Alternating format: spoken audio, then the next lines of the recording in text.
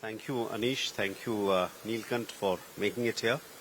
I must say, when we conceptualized this program about 2 months back, 3 months back, we had not anticipated the extent of the fall in the market. So please treat the 10 trillion market cap figure as aspirational. This is both for the panelists and as well as for the audience. I'm sure we'll get there, but maybe not in a hurry. Let me, with those words of caution, as it were, let me first start off with Anish. Under his leadership, the M&M group and M&M as a company has achieved tremendous. Their market cap has grown dramatically over the last 4.5 years, maybe in a fall in recent times. But given the extent of gains in market cap, given how the share price is done, particularly of the flagship, it's going to get harder from now on, isn't it? Bodhi, in many ways, I'd say if the foundation is strong, then future growth becomes easier. And we've had a very strong foundation. In fact, I often remind folks that M&M was the best performing stock in the Nifty from 2002 to 2018. And after that, we've grown significantly since then as well. So I think we should, in some ways, we feel very confident about the DNA of our group, the ability for us to be able to deliver growth. And as we've always said, our results will speak for themselves. But what are the strategic initiatives that you have in mind in terms of driving growth, which eventually, hopefully, will show up in a higher stock price over the medium term? I think that's a fundamental question, Bodhi, and we start with the fact that we want each of our businesses to operate at a very high level. We use the term operational excellence internally a lot. What that means is that we are delivering the best products to our customers. We are delivering that in a manner that creates the best customer experience, in a manner that has the highest level of productivity. And that enables us to grow market share, that enables us to have better margins and create leadership in multiple industries that we are in. And that is what has driven our growth. And each business has a set of strategic initiatives, which I won't go into right now, just in the interest of time.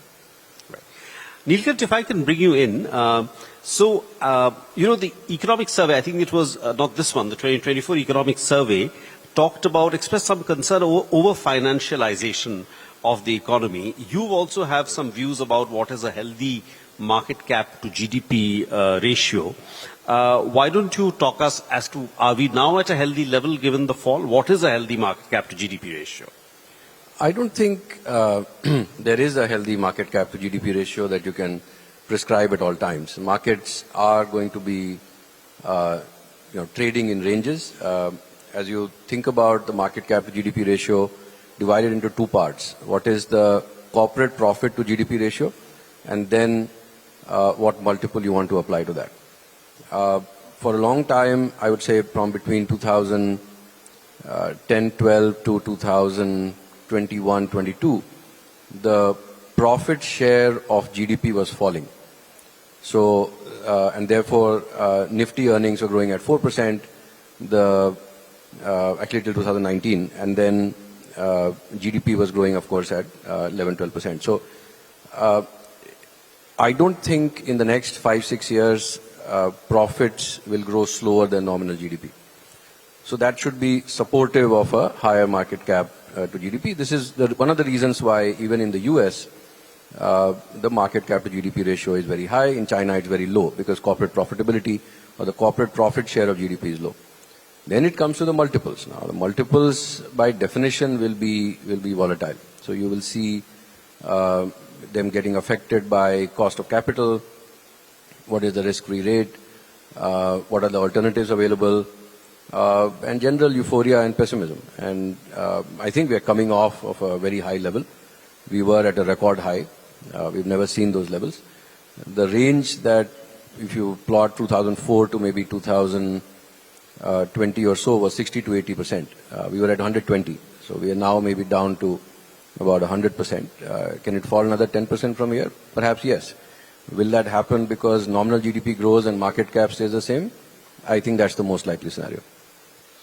I just wanted to take up one of the themes, and that also leads us into questions on consumption. But again, the last economic survey, and I think the one before that also, has criticized the corporate sector because what it's saying is that the rate of growth in profit, I'll ask Anish to weigh in on this, but first you go. The rate in their profitability has grown quite fast, but they're not paying enough by way of wages. The wage growth is slow. What are your thoughts on that? And is that leading to a weakness in consumption?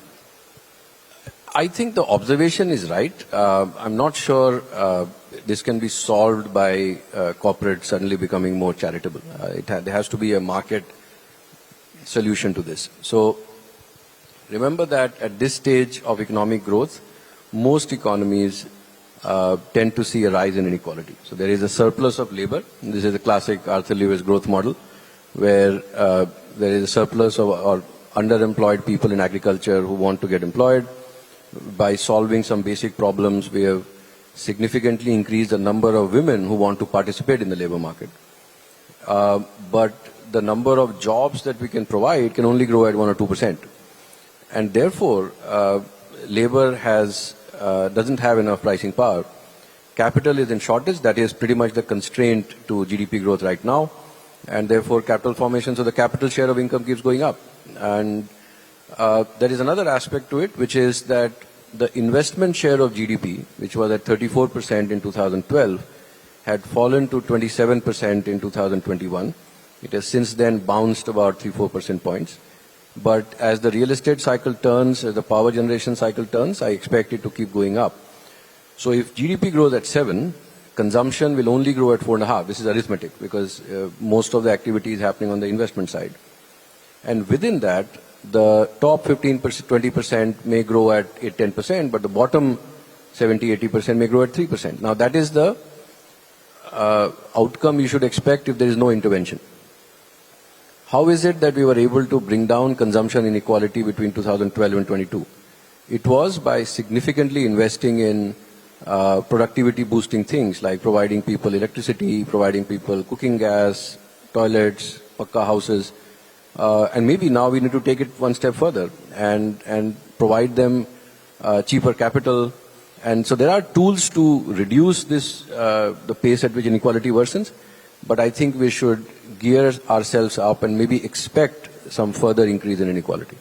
Anish, your views? Are companies being too stingy in giving out wage increases to their employees? In a capitalist society, I think each company would do what it feels makes sense overall. From our perspective, we have been more than fair with everyone. In fact, we've seen a significant amount of growth as well. And most importantly for us, we are very clear that our biggest asset is our people. And therefore, that's one that we always put first.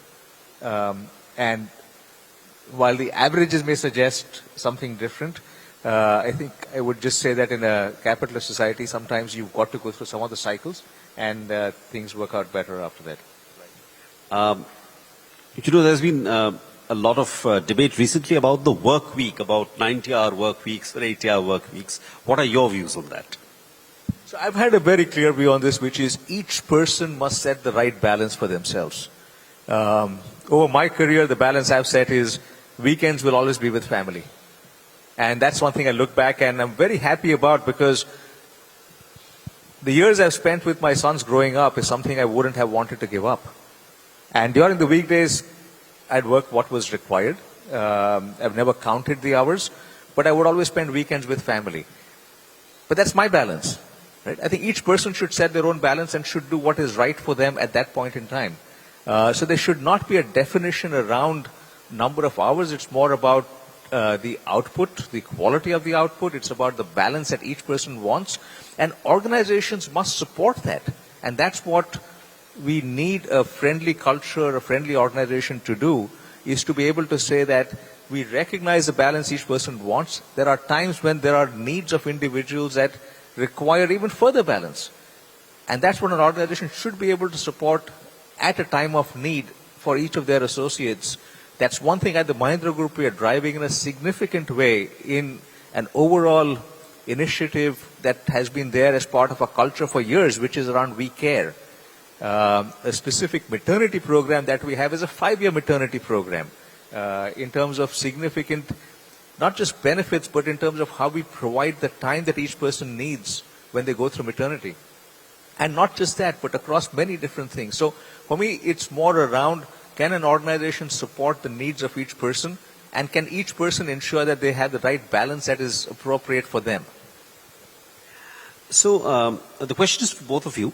So, obviously economic growth since COVID has largely been driven by government capex. And I think in the communication after the budget, the finance minister and including the former finance secretary, now the SEBI chief, they've all said that the government capex obviously can't keep growing at 20% plus indefinitely. So the private sector needs to step up.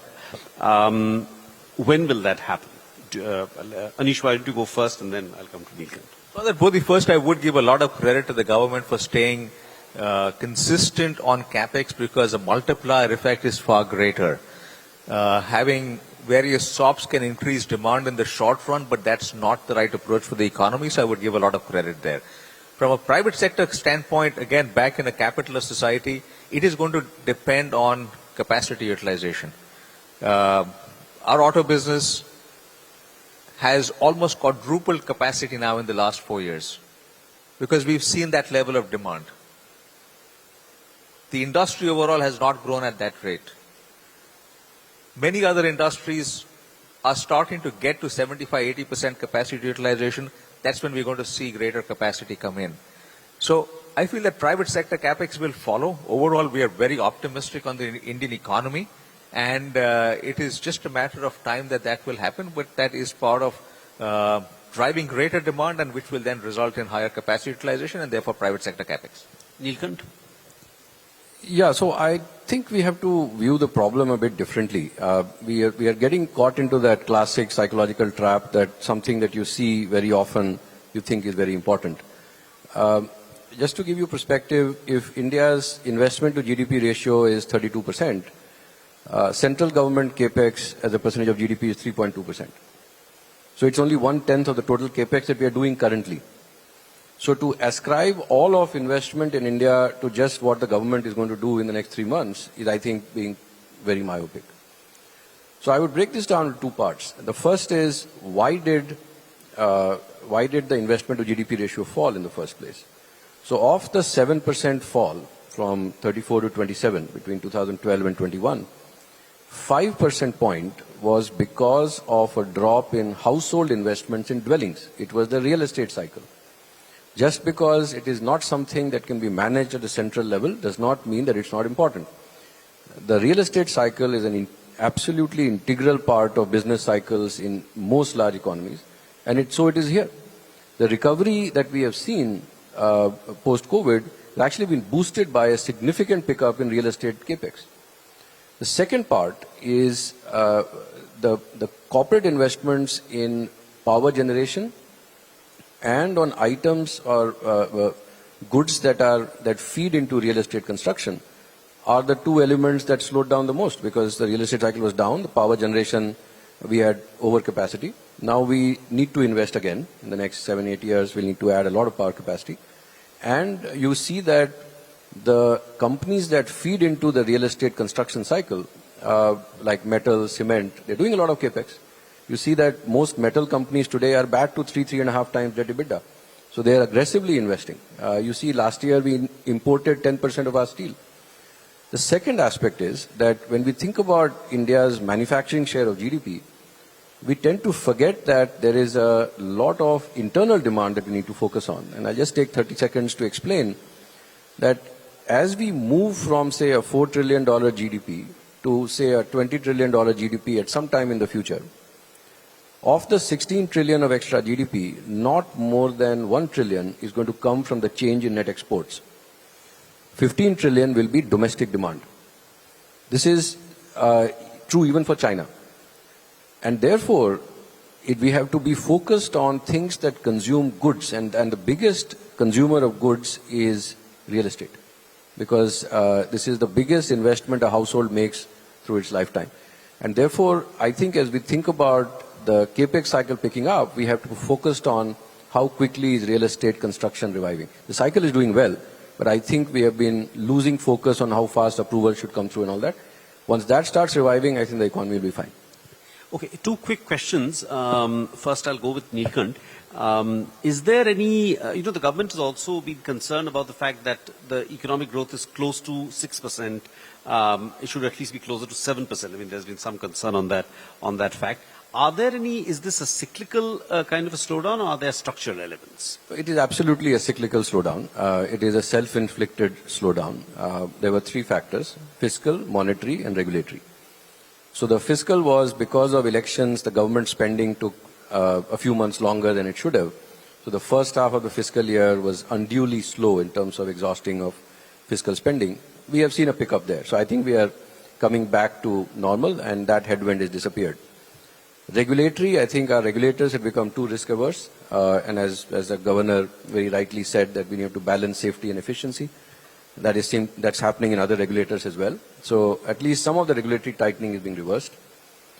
On the monetary side, I think we have been unduly tight. There used to be this FRA-OIS spread, which is the actual cost of fund versus the announced cost of funds, like the Fed funds rate and what's actually the LIBOR rate, which we used to track, with which we used to track the stress in the financial system in the financial crisis.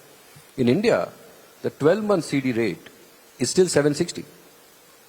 It is not anywhere close to 625 or 610, which is the 12-month OIS. The 3-month CD rate has actually gone up by 15 basis points in the last couple of months. So the cost of liquidity is very high, and therefore liquidity easing is a very important thing. The RBI is working on it. You must have seen they've done first 1 trillion of OMO, then $10 billion of buy-sell swaps, another $1 trillion rupees of OMO.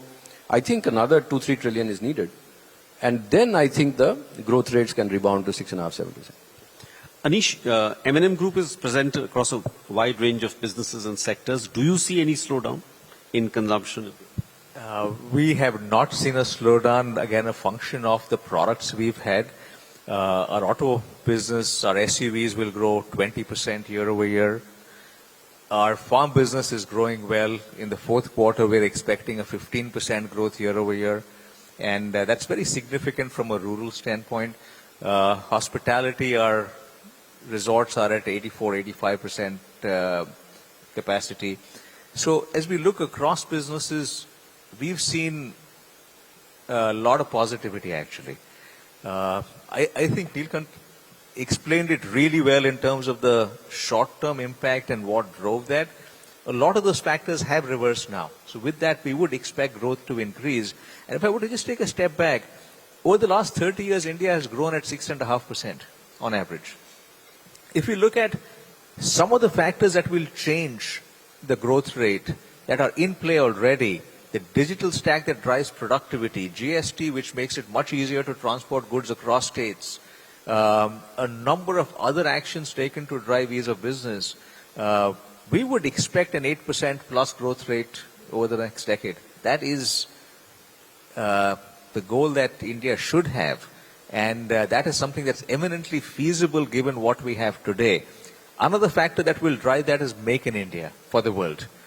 And today we are much better placed to be able to talk about products that we have in India that are of a very high quality, that often are of a higher quality than products made by others in the world, across industries. And that is something that's going to give a much greater fillip to manufacturing in India, which will continue to drive that growth rate up. Thanks. One last question. Does anyone can go first? Does India need its own version of Doge? Doge, the Elon Musk's. I think he's going to toss it to you.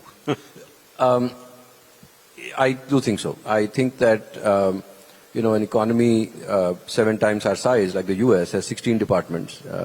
In India, I think there are some 85 departments in 53 ministries. I mean, we have a Ministry of Power, Ministry of Coal, Ministry of Oil and Gas, Ministry of New and Renewable Energy, and the batteries are done by the Ministry of Chemicals and Fertilizers. If you think about electric vehicles, electronics done by Ministry of Electronics, cars done by Ministry of Heavy Industries, batteries done by Ministry of Chemicals and Fertilizers. Clearly, as the world moves towards more industrial policy, I think we need a much better aligned government structure. So I'm not so sure about the whittling down of the government size. Our government is already too small, but it needs to definitely bulk up in some essential sectors, in healthcare and education, for example.